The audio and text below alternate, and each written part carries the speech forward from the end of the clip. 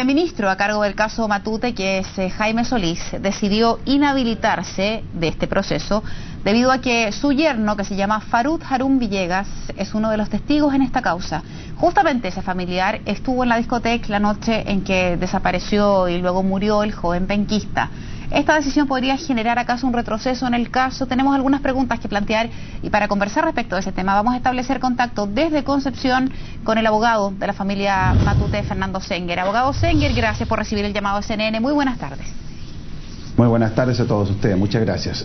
Abogado, la primera pregunta tiene que ver con saber su impresión como parte de este proceso respecto de la decisión del del juez Jaime Solís. ¿A ustedes les parece pertinente, les parece prudente, están de acuerdo? ¿Cómo reciben esta decisión?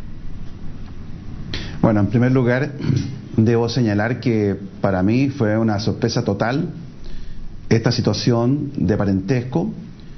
Nosotros no nos metemos en la vida privada de las personas y el señor ministro en una reunión conmigo me informó que efectivamente su hija había contraído matrimonio y que se declaraba inhabilitado en virtud de lo dispuesto en la Constitución Política, artículo 19, número 3, en el sentido de que todos los jueces tienen que ser independientes e imparciales.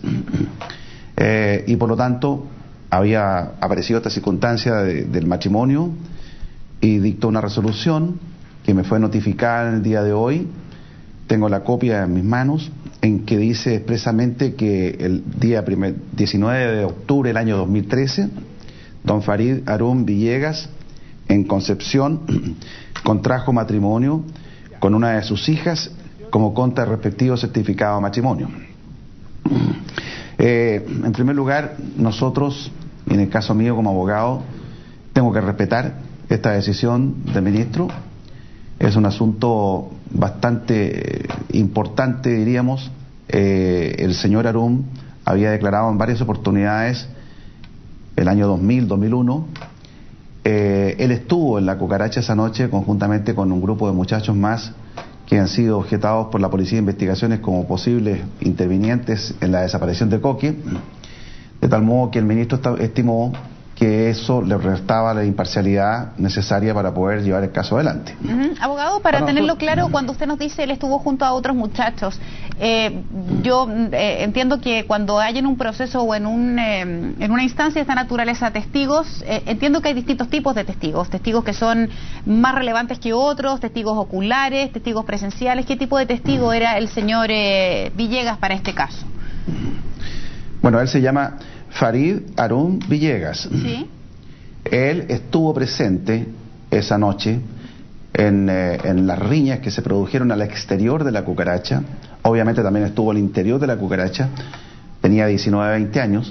Y vio una riña que hubo con un muchacho que se llamaba el Artesano, que le pegaron algunos de los amigos de él.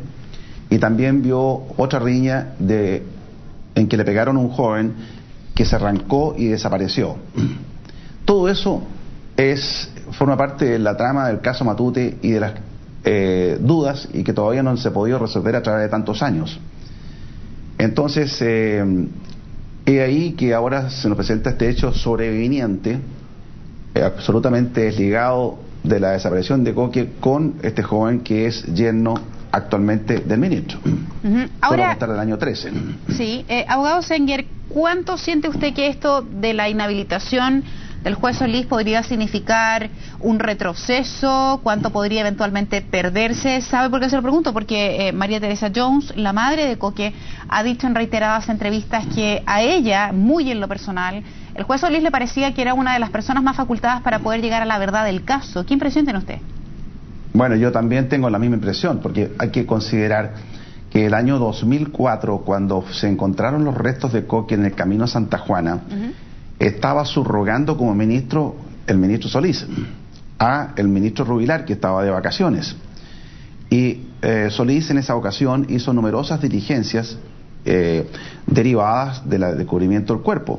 Entonces, él pudo compenetrarse bastante de todo el tema Matute, que antes había estado en manos de una jueza, doña Flora Sepúlveda. Sí. Pero después de eso no tuvo mayor participación, salvo firmar algunas resoluciones intrascendentes. Y cuando jubila Rubilar el año pasado, el ministro Rubilar, entonces, con las nuevas pistas que se esparcieron, diríamos, judicialmente, el ministro Solís, asumiendo el cargo de subrogante, siguió como ministro y interrogó una serie de personas, hizo varias diligencias a fines del año pasado, hasta que llega el momento en que nosotros como familia le pedimos la exhumación del cuerpo para descubrir las causas de la muerte.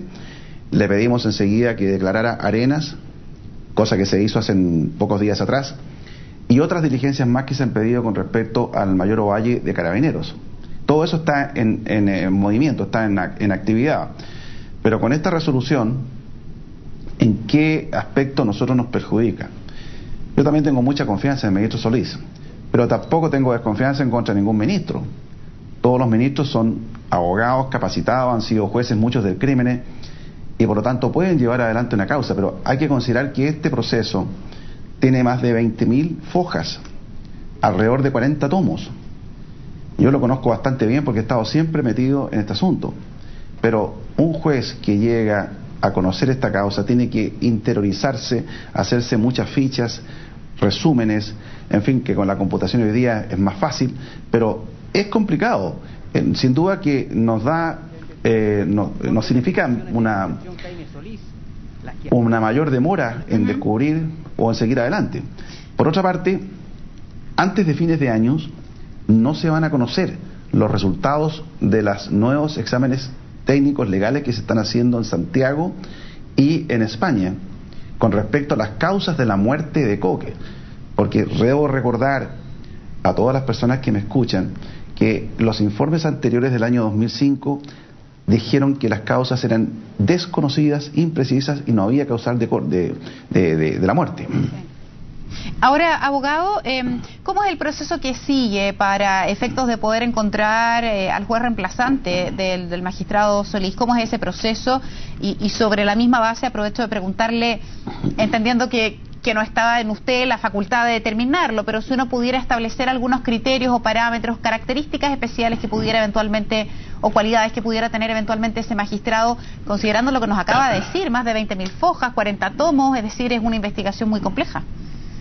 Muy compleja. Bueno, primero que nada, procesalmente nosotros podríamos pedir reposición e incluso apelar a la Corte de esta resolución. Y ahí una sala de la Corte tendría que decir si esto está bien o está mal, o si se puede seguir. Pero vamos a forzar una situación que en ningún caso yo lo quisiera como abogado, porque si un juez se declara con esta inhabilidad, aunque uno renuncia a ello, es muy complicado, porque puede haber cualquier nexo, cualquier conexión que hipotéticamente pudiera irrogar alguna responsabilidad de esta persona. Como yerno un juez, lo ponemos en una situación muy difícil. Ahora, un nuevo juez tiene que ser designado por el Pleno de la Corte de Concepción. La Corte tiene 17 ministros, tendrá que reunirse, examinar toda esta situación y ahí tomarán algún camino definitivo.